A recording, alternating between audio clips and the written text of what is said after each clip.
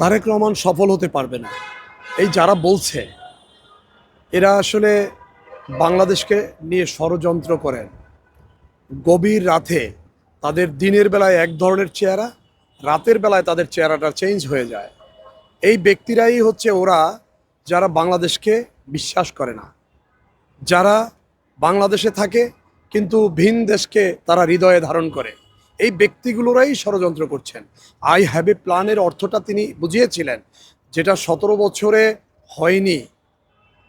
মানুষের আপনি উন্নয়নের তো অনেক কিছুই করতে পারবেন, কিন্তু গণতন্ত্র একটি দেশের যে গণতন্ত্র, এই গণতন্ত্র তো ছিল না, বাক স্বাধীনতা ছিল না।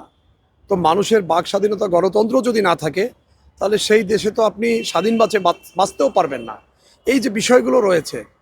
আরেকটি বিষয় হচ্ছে যে আপনি আই হ্যাভ এ প্ল্যান, এই 5 বছরে তিনি মাত্র 4 মাস হলো ক্ষমতায় এসছেন।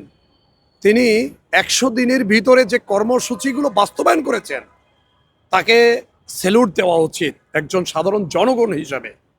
এবং যারা বলছেন তাদের গিয়ে তার কাছে ক্ষমা চাওয়া উচিত আমি মনে করি। কারণ 100 দিনের যে সব বাস্তবায়ন করছেন, বাকি যে 4 বছর 8 মাস রয়েছে, এই দিনগুলো অপেক্ষা করুন, বাংলাদেশের চেহারা চেঞ্জ হয়ে যাবে ইনশাল্লাহ। কি কি পরিকল্পনা এবং কি কি বাস্তবায়ন করতে পারে বলে মনে করছেন? কি কি পরিকল্পনা দেখুন, এখানে অনেক রোডম্যাপ রয়েছে। আপনি 31 দফা দিয়েছিলেন। এই 31 দফা বাস্তবায়নের জন্য প্রধানমন্ত্রী দিন রাত 24 ঘন্টা তার মন্ত্রী ক্যাবিনেট তাদের সাথে আলাপ আলোচনার মাধ্যমে বাস্তবায়ন করছেন।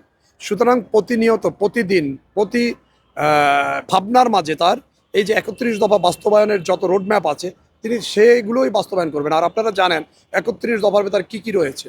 অনেক বাংলাদেশকে একটি জায়গায় পৌঁছানোর জন্য, বাংলাদেশের সার্বভৌমত্ব এবং গণতন্ত্র মানুষের মৌলিক চাহিদা পূরণ করার জন্য যত ধরনের ফ্যাসিলিটি আছে, এই 31 দফার ভিতরে রয়েছে।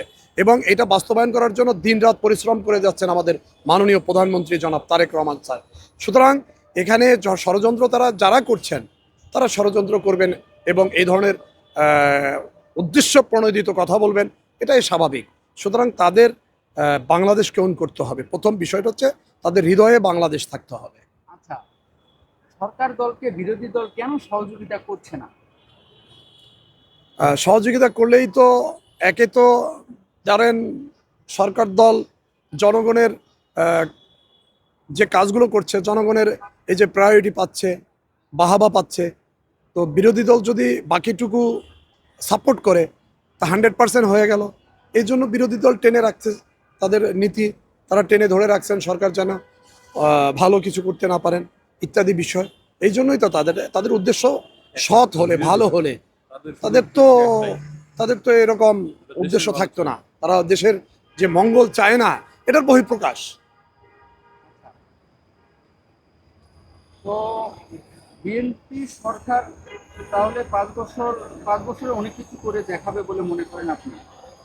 বিএনপি সরকার 5 বছরে অনেক কিছু করবে না, দেশ পরিবর্তন করবে। এই দেশের সার্বদিক নিয়ে তিনি একটি সুন্দর রোড ম্যাপ তৈরি করবেন এবং মানুষের কল্যাণে এই বাংলাদেশ বিনির্মাণ করে তিনি দৃষ্টান্ত হয়ে থাকবেন। পরিচয়টা দেন। আমি আমিনুল ইসলাম ইমন। আমি এই গণ অভ্যুত্থানের 24 গণ অভ্যুত্থানের একজন সম্মুখ সারির জুলাই যোদ্ধা এবং প্রতিনিধিত্ব করছি আমরা জুলাই যোদ্ধা কেন্দ্রীয় নির্বাহী কমিটির সভাপতি।